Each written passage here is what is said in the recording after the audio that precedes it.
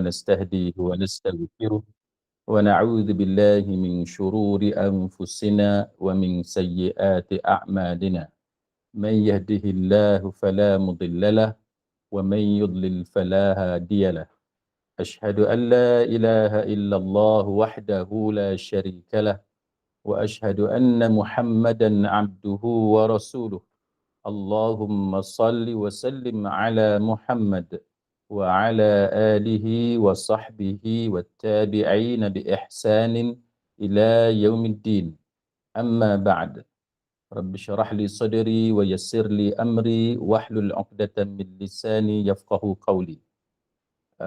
Saudara-saudari, sahabat-sahabiah, muslimin muslimat rahimakumullah. Pada pagi ini saya akan berbicara berkenaan dengan Al-Masih Isa ataupun Nabi Isa alaihi salam dan juga Al-Masihud Dajjal. Kedua-dua nama ini adalah nama yang merujuk kepada di antara tanda-tanda kiamat. Dan untuk pengetahuan kita semua, yang agak menariknya, dalam seminggu atau 2 minggu lepas, pihak berkuasa Indonesia melalui Presiden Jokowi telah meluluskan permintaan masyarakat Kristian di Indonesia, khususnya daripada gereja Protestan dan juga gereja Katolik, untuk tidak mahu lagi menggunakan nama Yesus Kristus ataupun Jesus Christ, tapi ingin menggunakan, tidak mahu lagi menggunakan nama Isa, Nabi Isa Al-Masih, tapi mahu menggunakan nama Yesus Kristus ataupun Jesus Christ dalam English. Ini kerana alasan yang diberikan oleh pihak gereja Katolik dan juga gereja Protestan di Indonesia, kerana mereka lebih familiar dengan nama Yesus Kristus dalam bahasa Indonesia, yakni Jesus Christ, dan mereka tidak biasa dengan perkataan Al-Masih Isa ataupun Isa Al-Masih. Jadi ini menunjukkan bahawa bagaimana mereka ingin menggunakan nama yang lebih lebih rapat ataupun lebih dekat dengan mereka dari segi akidah mereka. Kerana apabila menyebut Isa Al-Masih ataupun Al-Masih Isa, itu tidak dekat dengan hati mereka dari segi kepercayaan. Jadi ini antara perkara yang kita akan lihat kenapa orang-orang Kristian berbeza dengan kita orang-orang Islam dari segi kepercayaan kepada Nabi Isa alaihi salam. Baik, maka di antara yang besarnya perbezaan di antara kita dengan Kristian ialah dari segi penerimaan kita terhadap satu susuk tubuh seperti Nabi Isa alaihi salam. Jadi ini antara perkara yang penting untuk kita ketahui. Tetapi tajuk kita pada pagi ini adalah lebih menjurus kepada antara Nabi Isa alaihi salam dengan Dajjal.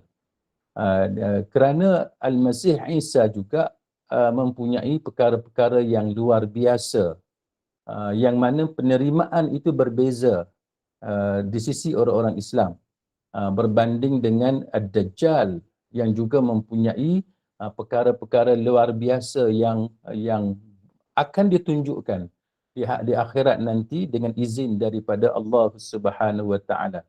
Maka kita sebagai orang Islam, kita perlu belajar bagaimana untuk membezakan, kan? Bagaimana kita nak bezakan antara Yesus Kristus ataupun Jesus Christ dengan Nabi Isa alaihissalam, walaupun asalnya berpunca daripada susuk tubuh yang sama. Kenapa masyarakat yang bukan beragama Islam seperti Kristian di Indonesia, dia tidak selesa untuk menggunakan Nabi Isa, nama Nabi Isa alaihissalam. Begitu juga kenapa kita sebagai orang Islam kita diajar untuk membezakan di antara Nabi Isa alaihissalam dengan Dajjal. Ini menunjukkan kepada kita bahawa agama kita mengajar kepada kita untuk menggunakan akal dan untuk kita tahu bagaimana membezakan antara yang baik dengan yang buruk. Kan, bagaimana untuk membezakan yang hak dengan yang batil. Kita tak boleh secara sembrono terima semua benda, kita amalkan semua benda, kita percaya semua benda secara terburu-buru, tanpa kita gunakan akal kita berpandukan Quran dan hadis untuk membezakan. Jadi kemampuan kita membezakan itu penting. Kemampuan kita membezakan antara yang baik dengan yang jahat, kan? Membezakan antara akidah yang sahih dengan akidah yang batil, di antara kebenaran dengan penipuan, itu penting untuk keselamatan kita. Saya bagi contoh mudahlah kepada sahabat-sahabat sekalian. Kalau kita tak boleh bezakan orang baik dengan orang jahat, kan, apa akan jadi pada kita? Kan, kalau kita naik kenderaan, khususnya kepada kaum wanita, kita naik kenderaan malam-malam sebagai contoh, kita lalu di satu tempat yang sunyi, dan tiba-tiba ada orang yang tahan nak minta tolong sebagai contoh. Maka ini contoh mudah bagaimana kita diajar untuk mempunyai kemampuan untuk membezakan. Memang kita mempunyai kecenderungan kita nak jadi orang baik, kita nak tolong orang. Apatah lagi di tempat tengah malam, jalan yang sunyi, kesiannya orang ni dan sebagainya. Tapi pada masa yang sama, kita kena trigger lah. Kan, mesti ada something wrong. Dan kita tahu bahawa banyak kes jenayah berlaku kerana trap, kerana perangkap yang dilakukan oleh penjenayah. Jadi kemampuan kita untuk melihat, membaca suasana, membezakan antara satu perkara dengan satu perkara itu sangat penting supaya kita selamat. Itu contoh mudahlah kenapa kita perlu menjaga keselamatan diri kita, dan itulah yang diajarkan oleh agama. Dan lebih besar daripada itu, kita diajar supaya jaga keselamatan diri kita bukan sahaja di dunia, tapi juga di hari akhirat. Baik. Jadi sahabat-sahabat sekalian, berbalik kepada isu kita pada pagi ini antara Nabi Isa AS dengan Dajjal. Persamaan yang saya sebut tadi ialah kedua-dua nama ini mempunyai perkara-perkara yang luar biasa. Tetapi kita tak boleh meletakkan kedua-dua nama ini dalam satu kumpulan yang sama. Kerana Nabi Isa berbeza dengan Dajjal. Dan agama kita mengajar kepada kita bahawa perkara-perkara luar biasa itu dibahagikan. Nama itu berdasarkan kepada kumpulan. Dan ada perkara luar biasa yang kita panggil sebagai mukjizat. Baik, jadi mukjizat ini hanya dikurniakan oleh Allah Subhanahu Wa Taala kepada para nabinya, kan, kepada para rasulnya. Yang kedua ialah perkara luar biasa juga, tetapi kepada orang-orang soleh, kan, yang bukan nabi-nabi dan bukan rasul-rasul, iaitu yang kita panggil sebagai karamah. Kan, karamah ini satu kurniaan Allah Ta'ala kepada orang soleh. Asalkan dia beriman dan bertakwa kepada Allah, maka Allah Ta'ala memberikan kepadanya karamah. Yang ketiganya, yang ni kumpulan yang kita masukkan dalam kumpulan orang-orang jahat. Kan, mereka juga ada perkara yang luar biasa yang kita panggil sebagai black magic, kan, ilmu magic ataupun ilmu hitam ataupun ilmu sihir. Jadi kita kena tahu perkara-perkara yang macam ni supaya kita tak boleh samakan. Kalau ada bomoh sebagai contoh, dia mampu ubatkan orang, kita mudah percaya. Sedangkan bomoh itu dia cuba memperdayakan kita, dia nak ambil duit kita dengan cara penipuan. Jadi ini yang kita kena hati-hati, kan. Jadi sihir ataupun ilmu hitam. Yang keempatnya ialah perkara luar biasa yang berlaku kepada para pendusta. Jadi ini antara benda-benda yang diingatkan kepada kita oleh para ulama. Jangan kita mudah kagum bila kita tengok ada benda yang luar biasa yang mampu ditunjukkan oleh orang-orang yang jahat, kan, ataupun orang-orang yang meragukan amalannya. Jadi kita kena hati-hati. Jadi itu tujuan kita perlu highlightkan benda ni dalam masyarakat. Supaya tidak ramai, supaya kita dapat mengelak daripada ramainya ahli masyarakat yang terpedaya dengan penipuan demi penipuan. Apatah lagi zaman sekarang, zaman scammers, ya, macam-macam scammers lakukan untuk menipu kita, untuk sedut duit kita yang ada dalam bank, dan ramai yang terkena pun, bukan hanya orang kampung, malah orang profesional, pegawai tinggi kerajaan, pensioners dan sebagainya, ramai yang sudah tertipu. Jadi kita kena hati-hati. Jadi itu tujuan kita highlightkan benda-benda macam ni, iaitu kemampuan kita untuk membezakan apa dia perkara luar biasa yang diredai oleh Allah, dan apa dia perkara luar biasa yang merupakan istidraj daripada Allah Ta'ala, dan itu kita kena berhati-hati supaya kita tidak terpedaya dan ditipu oleh golongan tersebut. Jadi ini perkara pokok dalam isu ini. Baik, jadi saudara-saudari, sahabat sahabiah sekalian, maka antara perkara yang menjadi tanda-tanda besar kiamat. Baik, mungkin saya pernah sebut sebelum ini kepada sahabat-sahabat sekalian bahawa tanda-tanda kiamat ni banyak, kan, dan para ulama membahagikannya kepada tanda besar, tanda kecil. Ada tanda yang buruk, tanda yang menakutkan, kan, ada tanda-tanda yang baik, yang positif. Tidak semua tanda kiamat tu maknanya benda tu mengerikan ataupun menakutkan. Bukan semua, ataupun tanda kiamat itu ada sesuatu kemusnahan. Bukan semua macam tu, walaupun memang ada pun. Tetapi ada juga tanda-tanda kiamat yang berbentuk benda-benda yang menggembirakan, benda-benda yang baik, yang positif, seperti bangunan-bangunan tinggi, pencakar langit yang dibina, dibangunkan oleh orang-orang yang pedalaman, kan, orang-orang yang miskin, orang kampung kalau istilah kita hari ini. Jadi itu tanda-tanda yang bagus. Pihak yang asalnya duduk kampung sahaja, yang ibu bapanya di kalangan orang-orang miskin, kan, tidak berpelajaran, tetapi mereka kemudiannya menjadi pembina bangunan tinggi. Jadi itu tanda-tanda positif, tanda-tanda yang menggembirakan. Ya, jadi tidak semua tanda-tanda kiamat ini perkara yang buruk ataupun perkara yang membinasakan, bukan semua. Jadi pembahagian itu dilakukan oleh para ulama supaya kita faham. Baik. Jadi Ad-Dajjal adalah salah satu tanda-tanda kiamat yang buruk. Baik, itu tanda-tanda kiamat yang buruk. Nabi Isa alaihissalam adalah tanda-tanda kiamat bila dia turun ke bumi ini dari langit, itu tanda-tanda kiamat yang menggembirakan. Jadi sudah tentu menggembirakan bagi kita orang-orang Islam. Maka Dajjal dia mempunyai beberapa kemampuan yang diceritakan oleh Nabi sallallahu alaihi wasallam untuk panduan kepada kita semua. Contohnya ialah Dajjal dia boleh menghidupkan orang mati, kan. Jadi ini antara perkara yang dibahaskan oleh para ulama tentang benarkah Dajjal boleh menghidupkan orang mati. Apakah Dajjal ni dia boleh pergi ke kubur semua orang, maka semua orang dalam kubur itu bangkit. Semua orang mati itu bangkit dan menjadi Dajjal's followers, pengikut-pengikut Dajjal. Apakah itu yang dimaksudkan di hari kiamat? Tunjuk pada pergi kubur mana-mana, okey, bangun, bangkit, hidup semula, maka semua beramai-ramai mayat-mayat yang dalam kubur itu hidup semula dan mengikut Dajjal.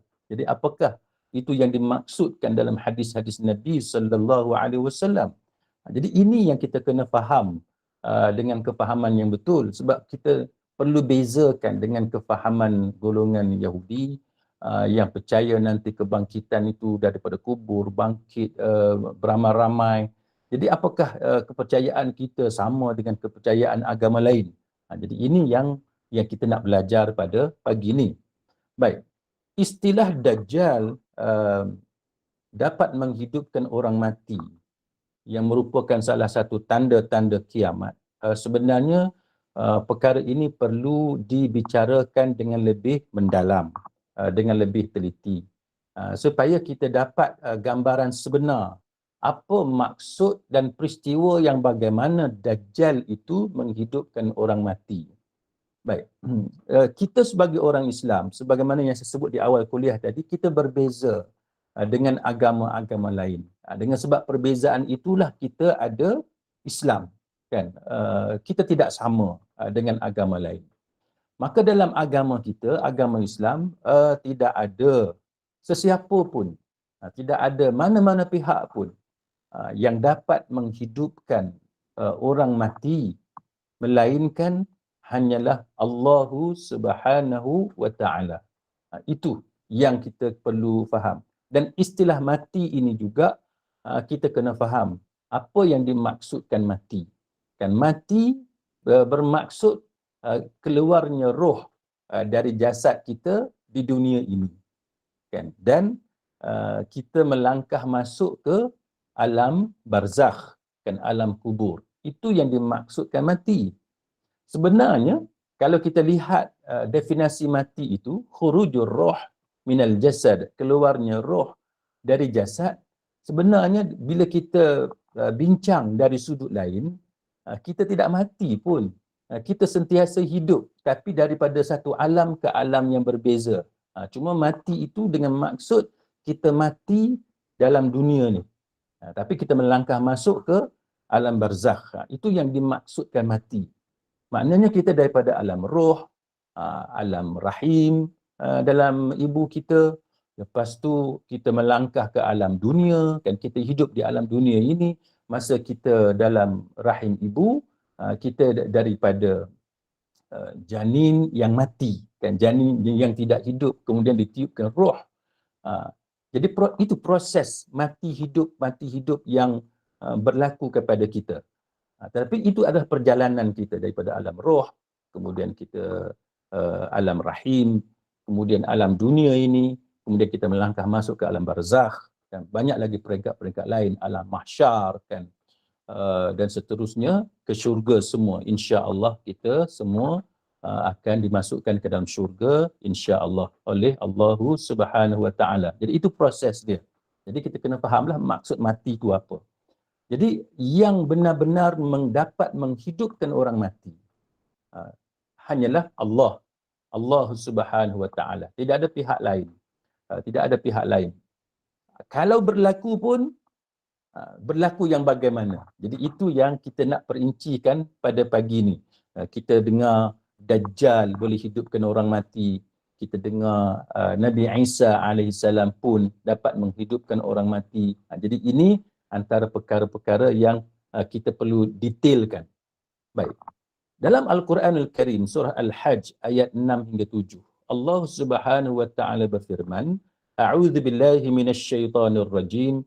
Dzalika bi anna Allah huwal haqqu wa annahu yuhyil mauta wa annahu ala kulli syai'in qadir. Yang demikian itu kerana sesungguhnya Allah dialah al-haq, wal haq, dialah al-haq, dan sesungguhnya dialah yang menghidupkan segala yang mati, wa annahu ala kulli syai'in qadir, sesungguhnya Allah Ta'ala itu maha kuasa atas segala sesuatu. Itu akidah kita orang Islam. Wa anna as-sa'ata atiyatun la raiba fiha wa anna Allah yab'atsu man fil qubur. Dan sesungguhnya hari kiamat itu pastilah datang dan tidak ada keraguan padanya, dan bahawasanya Allah Ta'ala membangkitkan semua orang di dalam kubur. Jadi yang menghidupkan orang mati hanyalah Allah. Yang membangkitkan semua yang ada dalam kubur hanyalah Allah. Tidak ada pihak lain, tidak ada sesiapa pun yang dapat melakukan seperti yang dapat dilakukan oleh Allah Subhanahu wa Ta'ala. Jadi itu akidah kita orang Islam. Baik. Sekarang kita masuk kepada cerita Dajjal.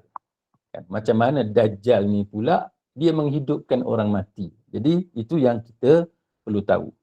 Baik. Dajjal di hari akhirat di penghujung sebelum kiamat nanti, sebagai tanda-tanda kiamat, dia datang dan mengaku dirinya sebagai Tuhan, dan dia akan paksa kan, supaya jadi pengikut dia.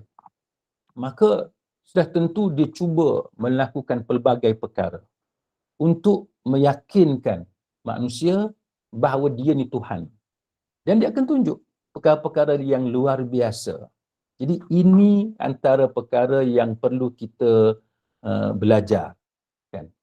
Berapa ramai orang hari ini yang dajjal sebenar belum muncul, hanya dajjal-dajjal kecil sahaja, tapi sudah pun terpedaya. Jadi kita diajar supaya kita jaga diri kita, jangan mudah dipedayakan oleh orang-orang yang jahat. Jadi itu baru dajjal-dajjal kecil, kan, belum dajjal yang sebenarnya. Maka kita kena guna akal kita, berpandukan kepada Quran dan hadis, kebijaksanaan, untuk kita pastikan bahawa kita tidak tertipu. Jadi dajjal ini antara benda yang dia nak tarik perhatian manusia kepadanya, bahawa dia ni Tuhan, dia ada benda yang luar biasa, maka dia akan tunjuk bahawa dia mampu menghidupkan orang yang telah mati dalam kubur. Yang dalam kubur tu bangkit hidup semula. Maka itu yang dia akan tunjukkan kepada manusia.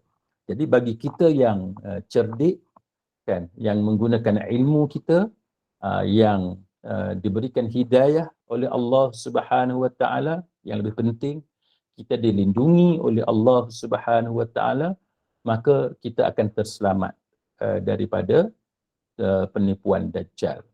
Baik. Maka apa yang berlaku? Dalam satu hadis, betul, Dajjal ni dia akan tunjuk macam mana dia melakukan penipuan itu. Ini berdasarkan hadis Abu Umamah Al-Bahili radhiyallahu anhu. Dan Abu Umamah ni salah seorang sahabat Nabi. Kalau bila kita belajar hadis, sudah tentu kita akan sentiasa dengar nama, kita akan pernah mendengar nama sahabat yang bernama Abu Umamah Al-Bahili. Dia salah seorang sahabat Nabi.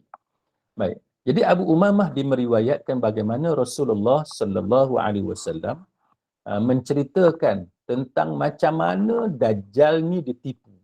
Dia menipu manusia. Jadi ini yang penting, kan, macam mana Dajjal menipu manusia. Maka di antaranya yang dilakukan oleh Dajjal, dan kita tengok dalam kisah ni macam mana Dajjal tu tipu. Benarkah dia menghidupkan orang mati? Satu. Yang keduanya, siapa yang dia tipu? Kan? Siapa yang dia tipu?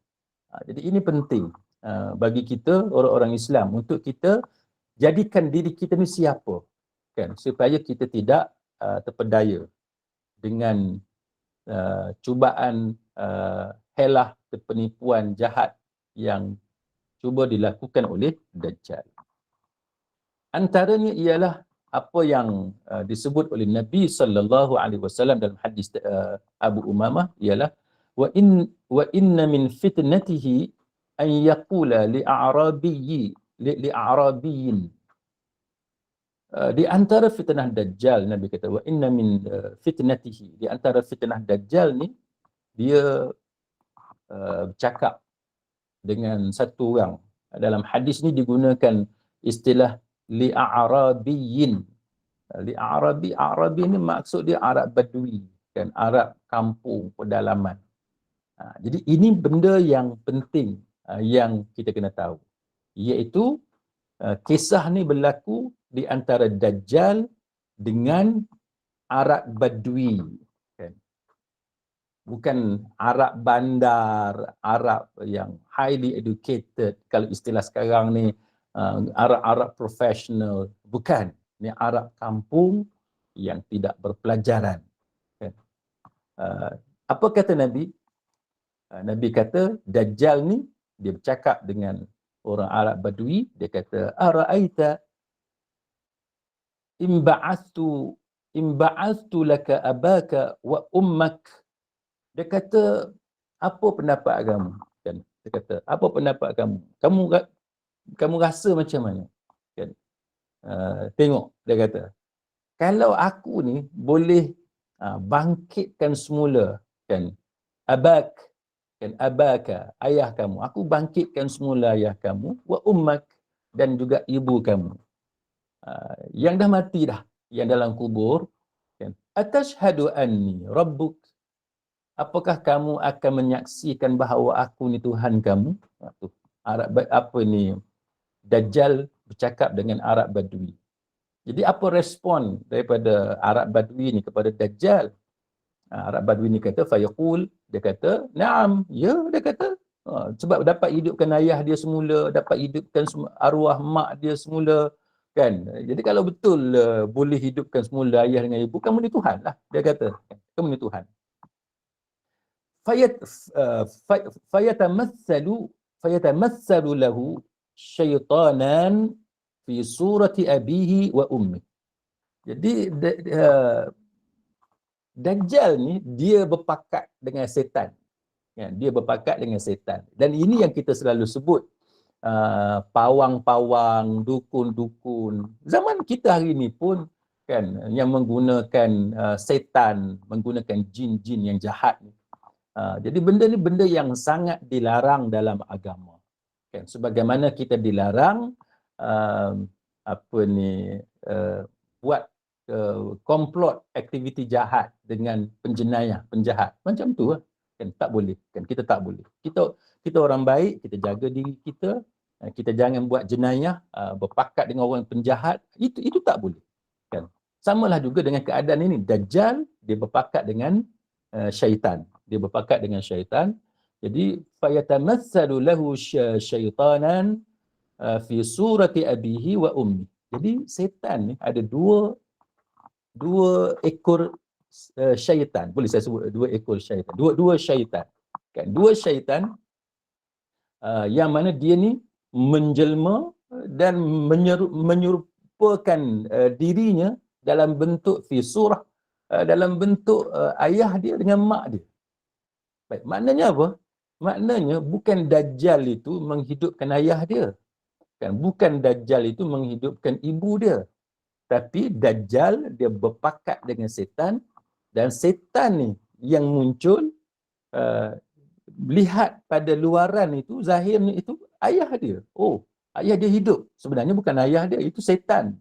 Oh, mak dia hidup. Sebenarnya bukan mak dia, tapi itu adalah setan.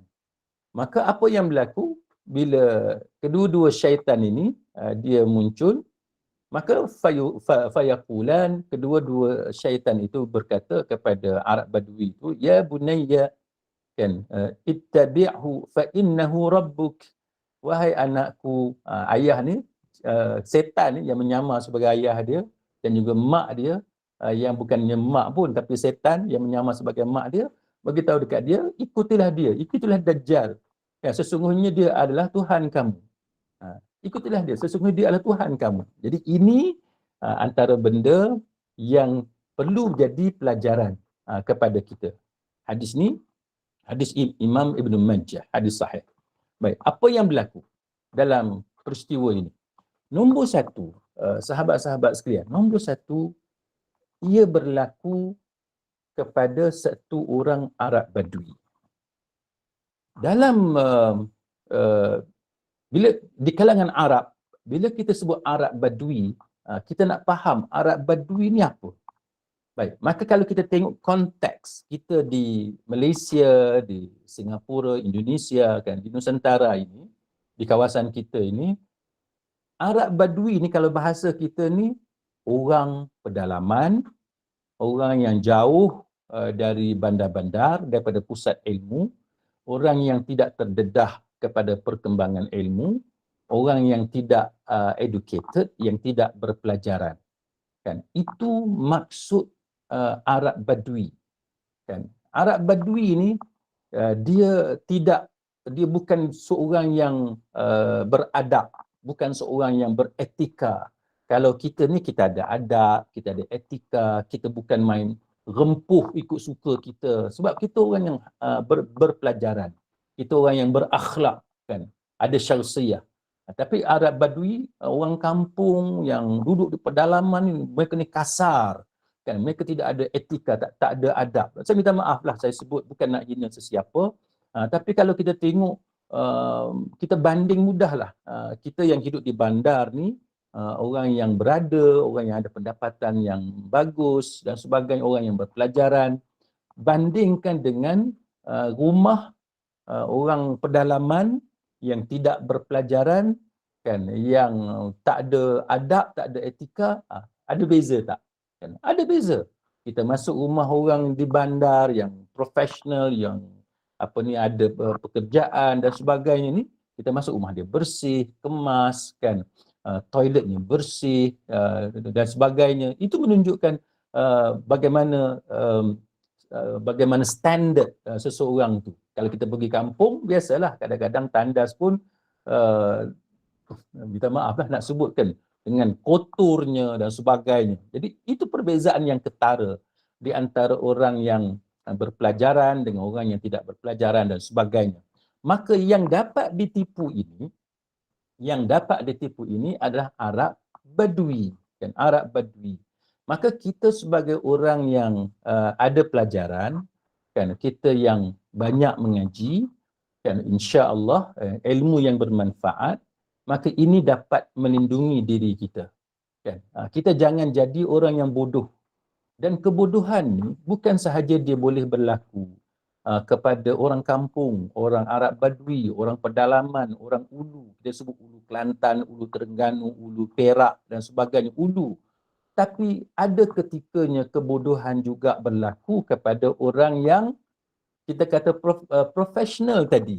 Kan, bila kita profesional tapi kita tak guna akal kita, kita juga akan melakukan kesilapan bodoh yang tak sepatutnya dilakukan oleh orang yang highly educated macam kita. Jadi kita kena make sure, kita kena pastikan bila kita seorang yang profesional, pada masa yang sama kita juga mesti tahap kita mesti profesional dalam agama. Kan, jangan kita ni kerja saja hebat, kan, pendapatannya lumayan setiap bulan, tapi dalam bab agama ni bodoh, tak mau. Sebab bila kita bodoh dalam bab agama, maka kita akan ditipu, dan kita akan ditipu oleh pihak-pihak tertentu yang mana mereka mempunyai agenda yang tersendiri. Jadi ini yang pertamanya. Jadi penipuan itu berlaku kepada Arab Badui. Jadi kita kena pastikan kita ni orang yang berpelajaran, kita guna ilmu kita supaya kita boleh bezakan yang mana yang baik, yang mana yang buruk, kan, yang mana yang hak, yang mana yang batil dan seumpamanya.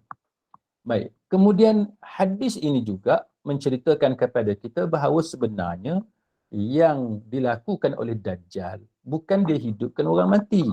Bukan. Kan, dia menipu. Kan, yang bangkit dari kubur itu bukannya mayat yang ada dalam kubur, bukannya arwah ayah kita, bukan arwah mak kita. Tapi yang bangkit dari kubur itu adalah syaitan. Syaitan yang menjelma, kan. Dia tunjuk dia ni siapa. Pernah berlaku satu masa heboh lah, kan, heboh tentang satu orang di kalangan keluarga istana yang meninggal dunia. Saya tak mau sebutlah di negeri mana yang meninggal dunia. Kemudian waktu itu kalau saya tidak silap tahun 80-an, kan, 80-an. Kononnya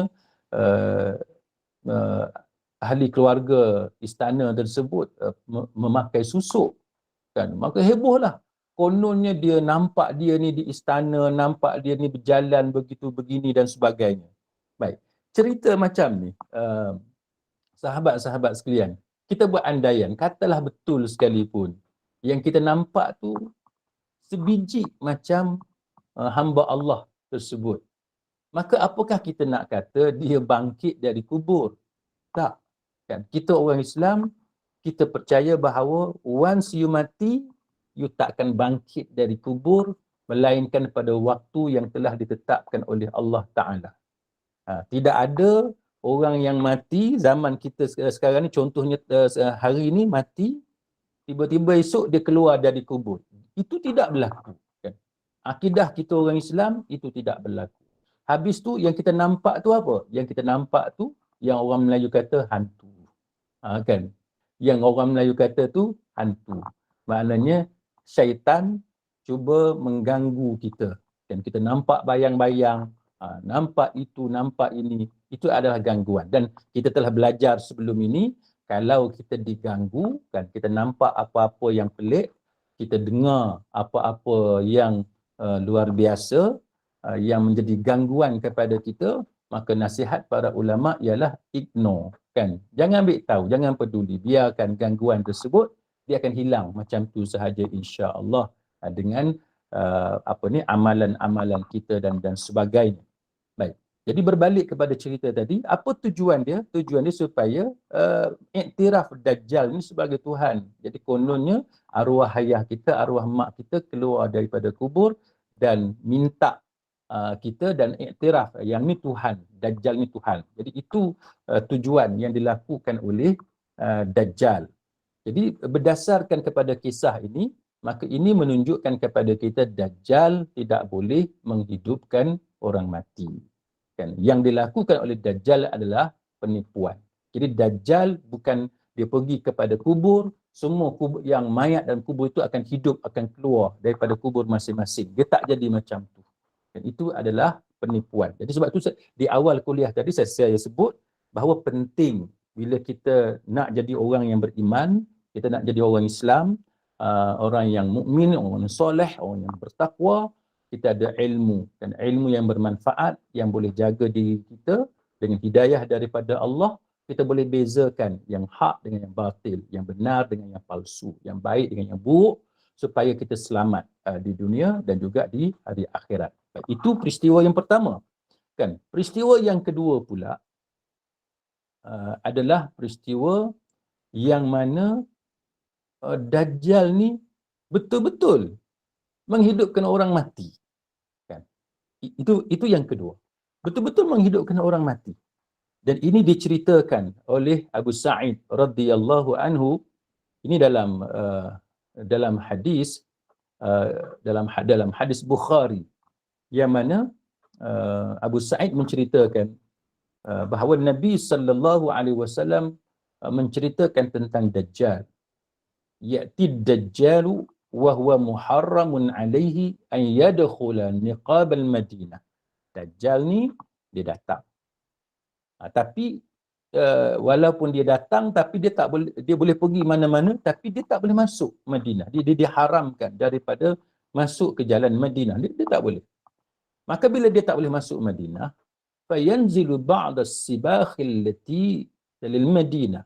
Maka dia pergi satu tempat, dia nak masuk Madinah tak boleh, maka dia pergi satu tempat yang dekat-dekat dengan Madinah ni, satu tempat ni yang tak ada tanaman, pokok semua tak ada. Kan? Kalau kita pergi Madinah kan adalah juga pokok-pokok, walaupun Madinah dia tak macam kita yang hijau di sekeliling kita kan. Tapi satu tempat di Madinah ni langsung tak ada. Kan? Langsung tak ada tanaman, tak ada pokok tumbuh. Itu tempat yang yang sampai oleh Dajjal. Kemudian bila dia sampai di situ, datang satu orang jumpa dengan Dajjal. Dan orang ni huwa khairun nas atau min khiyarin nas. Siapa yang jumpa dengan Dajjal? Kan? Dajjal yang jumpa dengan Dajjal ni orang yang kalau bahasa kita selalu sebut the best man. Kan? Orang yang terbaik. Kan? Dan tak dinamakan dalam hadis ni siapa dia. Tapi bukan orang jahat. Kan? Ini adalah orang yang bagus. Kan? Orang yang paling bagus. Kan? Min khiyarin nas ataupun khairun nas. Kan? The best man. Jadi orang yang sangat bagus. Jadi bila dia jumpa dengan orang ni, maka Dajjal ni kata apa? The best man ni kata apa kepada Dajjal? Fayaqul ashhadu annaka ad-dajjalul ladzi haddatsana Rasulullah sallallahu alaihi wasallam haditsah. Jadi dia kata, aku bersaksi bahawa engkau ni memang Dajjal yang Nabi cerita dalam hadis. The best man disebut, khairun nas. Dia kata, kamu ni memang Dajjal yang Nabi sebut dalam hadis. Fayaqulu Dajjal, lalu Dajjal kata, ara'aitum in qataltu hadha thumma ahyaytu. Dia kata, Dajjal ni kata, apa pendapat kamu kalau aku bunuh orang ni, bunuh khairun nas, the best man ini, kemudian aku hidupkan dia. Apakah kamu masih ragu-ragu lagi? Maka orang ramai kata tidak. Maka Dajjal pun bunuh. Dajjal pun bunuh the best man tadi. Bila Dajjal bunuh, kan, kemudian Dajjal hidupkan balik orang tu. Dan orang tu kata, Wallahi, dia kata demi Allah, pada hari ini aku semakin yakin yang kamu ni memang betul-betul Dajjal. Lalu Dajjal nak bunuh semula orang tu, tapi dia tidak mampu untuk membunuh orang tersebut. Baik. Kalau ikut hadis Bukhari ini menunjukkan kepada kita bahawa dia bunuh satu orang, kan? Dia bukan bunuh ramai orang, dia bunuh satu orang ni dan dia hidupkan semula orang ini sahaja. Satu ni sahaja. Itu yang disebut dalam hadis. Baik. Untuk kita faham hadis ni, kita banding, compare dengan hadis Muslim. Baik. Dalam hadis Muslim, disebut lebih detail apa yang berlaku di antara Dajjal dengan the best man tadi, dengan orang yang terbaik tadi. Qala fayu'maru bihi fayu'syaru bil mi'syari min mafriqihi hatta yufarraqa baina rijlai. Dajjal ni dia perintahkan supaya orang tu dibunuh dengan cara digergaji daripada ujung kepala ni sampai terbelah di celah kedua-dua kaki, terbelah. Dua tersebut terpisah, maka disuruh supaya berdiri tegak. Kalau bunuh dengan cara dibelah daripada ujung kepala sampai ke antara kedua belah kaki, itu sudah tentulah jatuh, kan? Tubuh tu jatuh. Tetapi dia suruh berdiri. Dajjal tu suruh berdiri dan tubuh tu berdiri, kan? Tubuh itu berdiri. Lalu Dajjal tu kata kepadanya, apakah kamu beriman kepada aku? Tubuh tu kata, aku semakin yakin siapa kamu. Baik. Jadi kalau kita tengok dalam peristiwa ni, Dajjal cuba memperdayakan manusia, dia tunjuk benda yang luar biasa, kan? Sampai boleh terbelah tubuh orang tadi, dia lalu ikut tengah-tengah, kan? Tubuh yang berdiri tu dah terbelah dah, boleh berdiri lagi, dia lalu di tengah-tengah dan Dajjal kata, bagi tahu apakah kamu percaya ataupun tidak kepada aku, beriman ataupun tidak kepada aku. Dan orang tu kata, aku semakin yakin. Siapa kamu? Mana kamu ni memang Dajjal sungguh. Dan selepas itulah poin penting dalam hadis Imam Muslim ini, orang ni kata, ya ayuhan nas, wahai manusia, innahu la yaf'alu ba'di bi ahadin minan nas. Orang ni kata, wahai manusia, sesungguhnya tidak ada seorang pun yang dilakukan seperti ini selepas daripada aku. Mana selepas daripada aku, tak ada dah kes yang macam ni.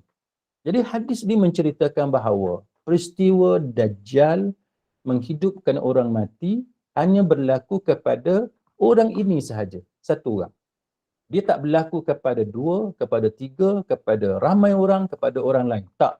Dia hanya berlaku kepada satu ini sahaja, dan walaupun berlaku kepada satu ini sahaja, orang ini tidak mengangkat Dajjal sebagai Tuhan. Tidak.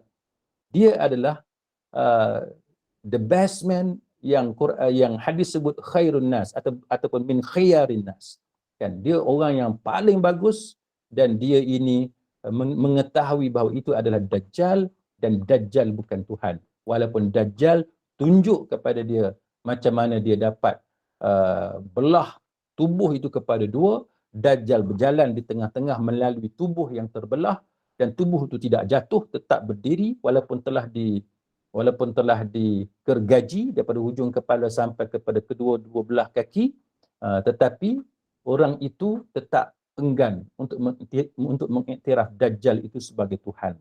Jadi ini antara dalil yang menunjukkan kepada kita bahawa peristiwa ini berlaku hanya satu kali, kan? Dia tidak berlaku beberapa kali ataupun dapat diulangi oleh Dajjal. Sebab tu saya sebut di awal tadi, Dajjal tidak boleh pergi ke kubur, tunjuk tubuh kubur tadi dan kubur itu bangkit dan masing-masing hidup. Bukan seperti itu yang dapat dilakukan oleh Dajjal. Kemudian hujah yang ketiganya yang disebut oleh para ulama ialah seandainya Dajjal boleh menghidupkan orang mati, sebagaimana yang disalahfahami oleh sebahagian di kalangan kita, semua dalam kubur tu bangkit, semua pakai ikut Dajjal, maka orang yang dibangkitkan dari kubur itu, dia uh, tidak akan mengikut Dajjal. Mereka tidak akan mengikut Dajjal. Jadi kenapa? Kenapa para ulama mengatakan seandainya Dajjal betul-betul dapat menghidupkan orang yang dalam kubur itu bangkit, tetapi orang yang dalam kubur itu tidak akan mengikut Dajjal. Sebab apa? Kerana orang yang dah mati, sesiapa yang sudah mati, meninggalkan dunia ini, alam dunia ini, dan telah melangkah masuk ke alam barzakh, alam kubur, kita dah belajar bahawa mereka akan mendapati di dalam alam barzakh itu kebenaran janji-janji Allah Subhanahu wa taala. Apa yang kita belajar sebelum ini tentang malaikat Munkar dan Nakir, itulah yang akan dijumpai oleh sesiapa yang sudah melangkah masuk ke alam barzakh. Dua malaikat yang menunggunya, yang akan menyoalnya dengan soalan-soalan yang telah kita ketahui. Bagi sesiapa yang dah mati, yang sudah berada dalam kubur, dia mengetahui tentang kebenaran janji-janji Allah Ta'ala. Dia akan melihat, kalau dia seorang yang saleh, seorang yang beriman dan bertakwa, dia akan melihat bagaimana pintu-pintu syurga dibuka dan ditunjukkan di mana dalam syurga itu tempat tinggalnya. Bagi orang yang dah mati, kalau dia seorang yang jahat, seorang yang berdosa, orang yang syirik kepada Allah, na'udzubillah, dan seumpamanya, bila dia melangkah masuk ke alam barzakh, dia akan melihat bagaimana kuburnya itu menjadi salah satu daripada lubang-lubang api neraka. Na'udzubillah. Orang yang berdosa, orang yang dimurkai oleh Allah, yang dosanya tidak diampunkan oleh Allah, dalam kubur itu dia dipukul oleh malaikat-malaikat. Jadi, sesiapa jua yang telah mati dan dia menyaksikan kebenaran janji Allah, kalau betul sekalipun Dajjal dapat menghidupkan mereka dan mereka hidup semula di atas dunia ini, sudah tentu mereka sekali-kali tidak akan mengikut Dajjal. Dan kita dah tahu dah bagaimana orang-orang yang berdosa dan orang-orang kafir, apabila mereka mati, mereka meminta kepada Allah untuk dihidupkan semula di atas dunia ini, tetapi itu tidak diizinkan oleh Allah Subhanahu wa taala. Jadi ini yang kita kena faham. Kenapa orang yang mati tidak dapat dihidupkan semula oleh Dajjal. Jadi hanya satu peristiwa sahaja, dan itu pun tidak boleh diulangi oleh Dajjal. Bukan kata Dajjal boleh ulang, pergi satu kubur, dia hidupkan orang mati, pergi kubur lain pula, dapat hidupkan orang mati yang lain dan semua. Tak boleh. Itu tidak dapat dilakukan oleh Dajjal. Baik. Kemudian sidang hadirin mukminin, sebagai akhirnya, kita melihat bagaimana perkara luar biasa yang berlaku kepada Dajjal, juga dia berlaku kepada Nabi Isa AS, tetapi sebagaimana yang kita sebut, kita mesti bezakan, kan? Tidak sama, kan? Nabi Isa AS diberikan pelbagai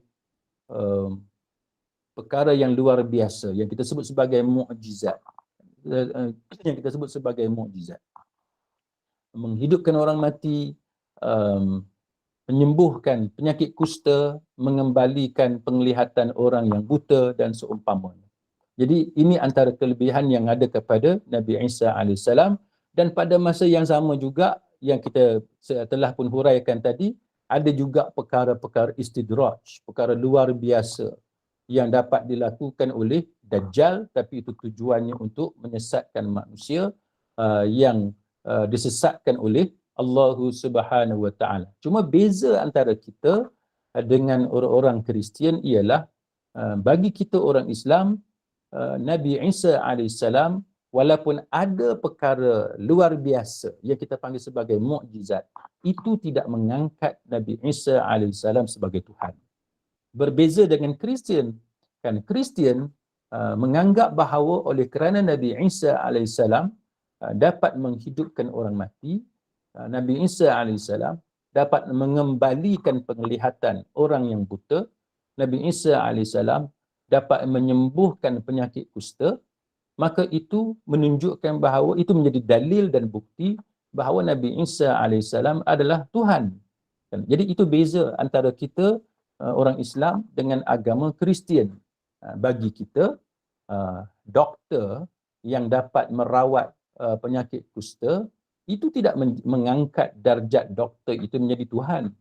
Bagi kita orang Islam, sebagaimana pakar perubatan, doktor, dapat mengembalikan penglihatan orang buta.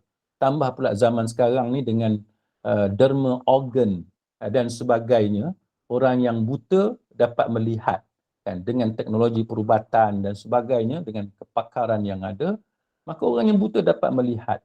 Tetapi itu tidak menjadikan doktor ataupun pakar itu sebagai Tuhan. Jadi ini antara akidah kita orang-orang Islam. Tapi berbeza kita dengan orang Kristian, bagaimana kemampuan Nabi Isa alaihissalam itu menyebabkan mereka mengangkat Nabi Isa sebagai Tuhan. Maka akhirnya sahabat-sahabat sekalian, pastikan kita sebagai orang Islam, kita mempunyai akidah yang benar sebagaimana yang telah dikendaki oleh Allah Subhanahu Wa Taala. Jangan sebab kita kagum dengan perkara yang luar biasa, pembedahan yang dilakukan oleh pawang, dukun dan sebagainya, ramalan-ramalan dukun, pawang dan sebagainya, maka menyebabkan kita percaya kepada mereka. Akhirnya kita mengikuti segala kehendak mereka, apa saja yang mereka inginkan kita penuhi, akhirnya kita diperbodohkan, akhirnya kita ditipu dan kita menjadi mangsa scammers, kan, penipu-penipu di luar sana. Walaupun Dajjal sebenar belum datang, tetapi pengikut-pengikut Dajjal ini, Dajjal kecil, telah melakukan banyak penipuan dan ramai orang yang menjadi mangsa. Ada yang hilang dan mengalami kerugian harta benda, wang ringgit dan seumpamanya, dan ada yang kehilangan nyawa. Na'udzubillah min dzalik. Sekadar itu saya sudahi sesi kita pada pagi ini dan saya pulangkan semula kepada Puan Zainun selaku moderator, lalu ada soal jawab insya-Allah. Ya, terima kasih Ustaz. Bagi sesiapa yang nak bertanya atau ada sebarang kemusykilan mengenai topik kita pada pagi ini, bolehlah kemukakan kepada Al-Fadhil Ustaz. Silakan. Puan Hazlina, silakan. Assalamualaikum Ustaz. Waalaikumsalam warahmatullahi wabarakatuh. Maksud saya nak bertanya, maksudnya tapi kalau kita beramal dengan hadis yang mengatakan jika kita membaca 10 ayat awal daripada surah Al-Kahfi itu kita akan terhindar daripada fitnah Dajjal ni kan Ustaz. Maka maksudnya jika kita beramal lah dengan bacaan itu, adakah kita akan totally terselamat daripada Dajjal? Baik, bila kita beramal dengan ayat daripada surah Al-Kahfi, kita kena tahu bahawa apa yang akan menyelamatkan kita daripada fitnah Dajjal. Baik, banyak benda yang kita kadang-kadang kita keliru, kan? Kita keliru. Sebab apa kita keliru? Kerana kita menyangka bahawa sekadar membaca itu akan menyelamatkan kita daripada Dajjal. Sebenarnya dalam agama kita, bukan sahaja dalam masalah kita baca surah Kahfi ataupun amalan-amalan lain untuk melindungi kita daripada Dajjal dan sebagainya. Tetapi saya ingin bawakan perhatian puan yang bertanya kepada pengajian-pengajian kita sebelum ini. Contohnya, saya pernah menghuraikan berkenaan dengan bagaimana kita nak jadikan bacaan ruqyah kita itu berkesan, kan? Jadi kita baca surah Kahfi ke, kita baca ayat kursi ke, ataupun yang paling mudah sebagaimana yang kita belajar sebelum ini tentang kalimah tauhid, kan, la ilaha illallah. Jadi kalau sekadar kita baca tapi dia tidak datang daripada hati kita, kita tidak menghayatinya dan kita tidak beramal dengan arti kata ajaran-ajaran yang terkandung dalam bacaan yang kita baca itu, maka ia tidak memberi kesan. Dan ia tidak memberi kesan. Maksudnya ialah kalau bacaan itu sekadar di bibir, kan, kita tak hayati dengan hati kita. Lepas tu tubuh badan kita tidak beramal dengan apa yang kita baca. Maka itu yang menyebabkan bacaan kita itu tidak berkesan. Tidak berkesan. Dan betul pun, memang kalau kita tengok berkenaan dengan bacaan 10 ayat pertama hingga ayat 10 daripada surah Kahfi itu, memang dalam hadis Imam Muslim, dalam hadis Imam Nasa'i dan sebagainya, yang mengatakan bahawa siapa yang baca 10 ayat daripada surah Kahfi itu, dia akan dipelihara dan diselamatkan daripada Dajjal. Tetapi kita kena tengoklah, kan, apakah sekadar kita baca? Kan tak boleh. Kan kita tak boleh sekadar baca. Sebagaimana yang kita belajar tentang ruqyah tadi. Kalau sekadar kita baca, tapi hati kita tidak beriman kepadanya, kita tak tengok, sekurang-kurangnya translation. Tengok translation, terjemahan. Yang lagi bagus, kita belajar tafsir. Kan, ayat pertama sampai ayat 10 surah Kahfi. Apa tafsir dia? Paling mudah, kita tengok surah tafsir Imam Ibn Katsir. Baca, kita faham betul-betul, maka segala tuntutan yang ada itu kita tunaikan. Macam kita baca la ilaha illallah lah, kan. La ilaha illallah, kita baca sahaja tapi masih lagi syirik sebagai contoh, kan. Baca la ilaha illallah tapi masih lagi pergi jumpa pawang, jumpa dukun. Percaya pada baca la ilaha illallah, tapi kalau ada barang hilang, pergi tanya bomoh dukun. Maka itu contoh bagaimana kenapa bila kita beramal dengan sesuatu ruqyah ataupun bacaan, termasuk perlindungan daripada Dajjal dengan baca 10 ayat daripada surah Kahfi itu, kenapa ia tak berkesan? Kerana ia pada bibir sahaja, kan, kita tidak menghayatinya. Jadi itu yang penting. Bukan sahaja kita baca, tapi kita faham dan kita beramal dengan segala tuntutan yang ada dalam ayat tersebut, insya-Allah. Wallahu a'lam. Terima kasih Ustaz. Sama-sama. Okey, ada lagi lain soalan? Silakan. Kat sini ada soalan daripada Panik Sam. Bertanya, Ustaz, merujuk hadis tentang Arab Badui tadi, adakah maknanya Arab Badui masih ada in existence pada hujung-hujung dunia ini? Di mana Arab Badui itu sekarang? Itu soalan dia. Baik, wallahu a'lam. Arab Badui ni daripada zaman dulu pun sampai sekarang pun ada. Baik, sebagaimana yang saya sebut tadi, Arab Badui ni kalau kita nak faham, macam zaman kita sekarang lah yang duduk di pedalaman. Kan, kita tahu bahawa kalau kita tengok negara kita, Malaysia ni, yang jadi bandarnya bukan semua wilayah, bukan semua kawasan.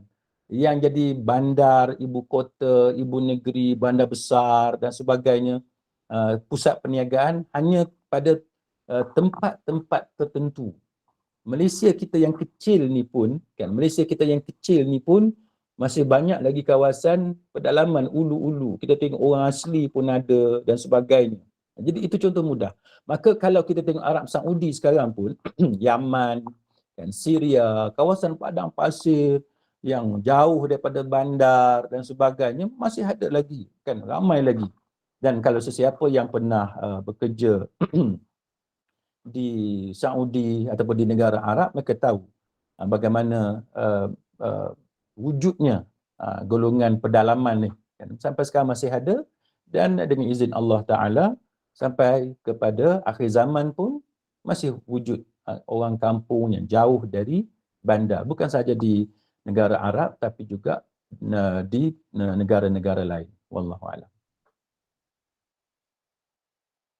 Okey, baik. Seterusnya ada lagi soalan-soalan lain. Silakan.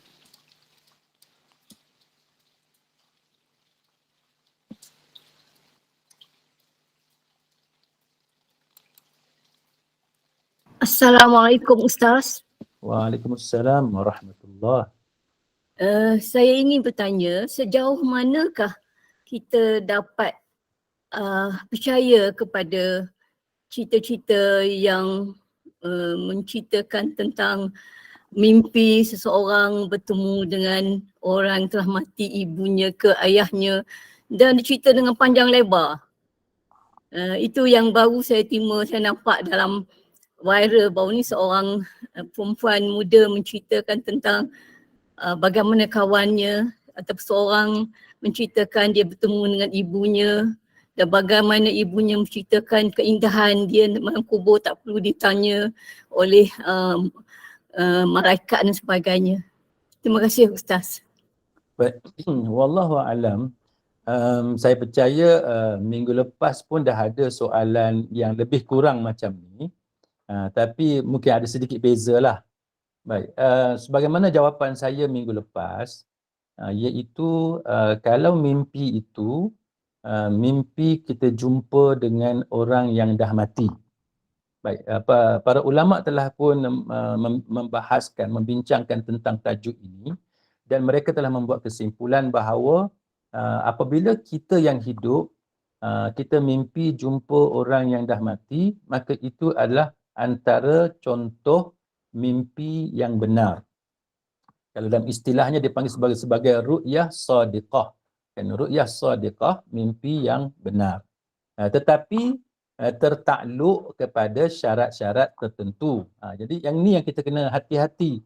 Bukan semua jumpa orang mati, ayah kita, mak kita, jiran kita yang dah mati, kita kata semua tu benar. Tak. Kan, bukan semua benar. Tapi dia ada tertakluk subject to conditions lah. Kan, syarat-syarat yang tertentu.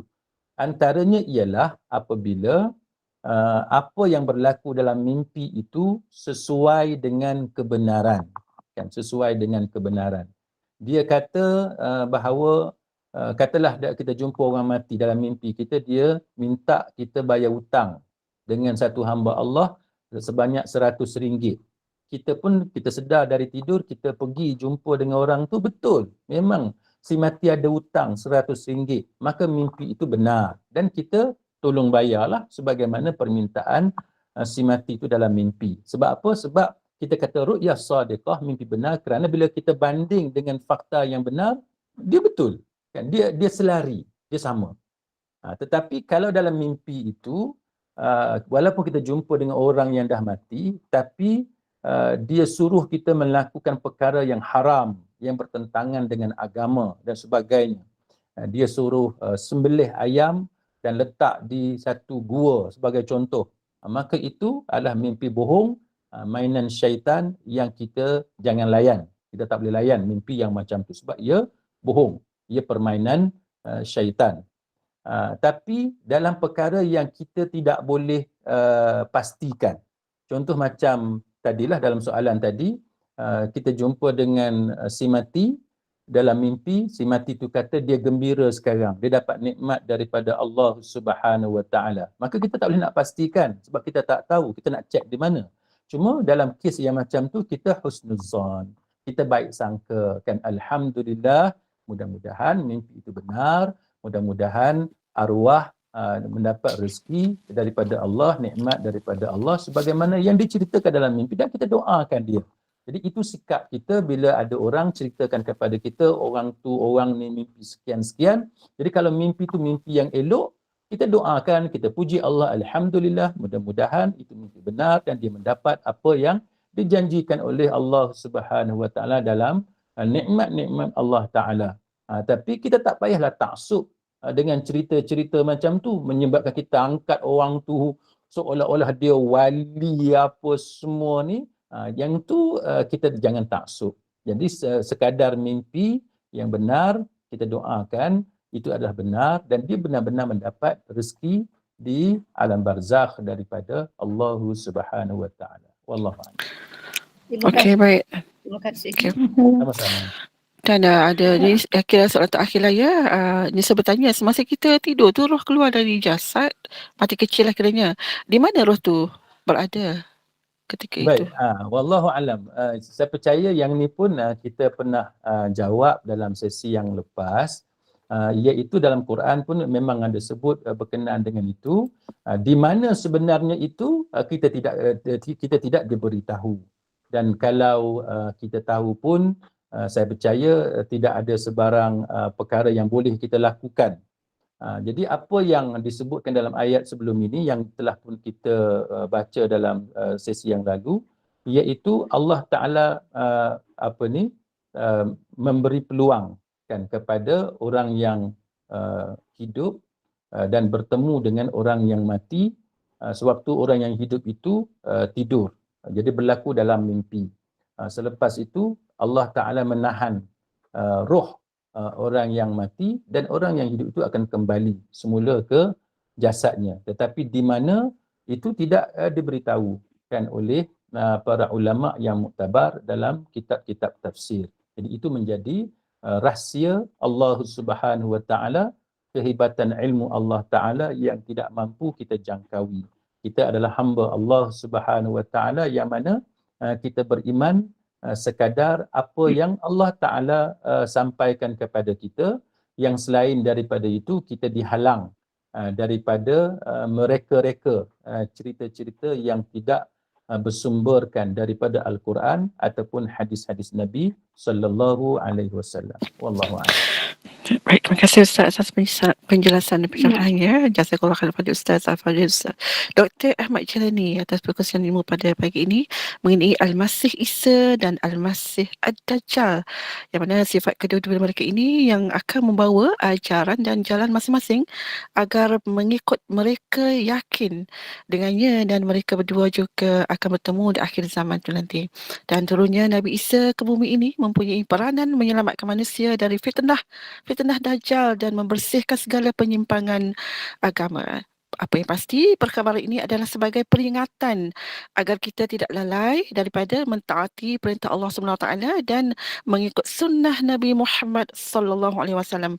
Akhir kata, semoga Allah SWT memberikan kita kefahaman yang sahih dalam memahami syariat Allah SWT. Dan bagi mengakhiri majlis ini Ustaz, kita tutup dulu, tangguhkan dulu dengan tasbih kafarah dan surah Al-Asr. Silakan Ustaz. Baiklah, terima kasih semua kerana sudi berada dalam majlis ilmu ini. Mudah-mudahan Allah Ta'ala mengurniakan sebaik-baik pahala kepada kita semua, insya-Allah.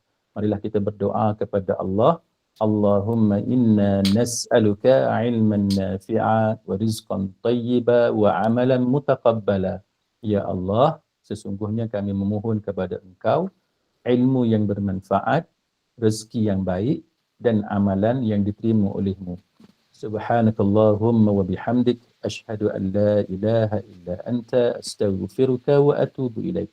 A'udzu billahi minasy syaithanir rajim. Bismillahirrahmanirrahim.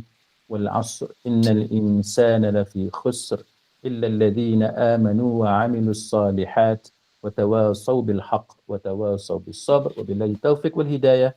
Wassalamualaikum warahmatullahi wabarakatuh. Waalaikumsalam warahmatullahi wabarakatuh. Terima kasih Ustaz. Jumpa lagi. Dan pada jemaah sekalian, kita ada lagi kuliah duha seterusnya bersama-sama dengan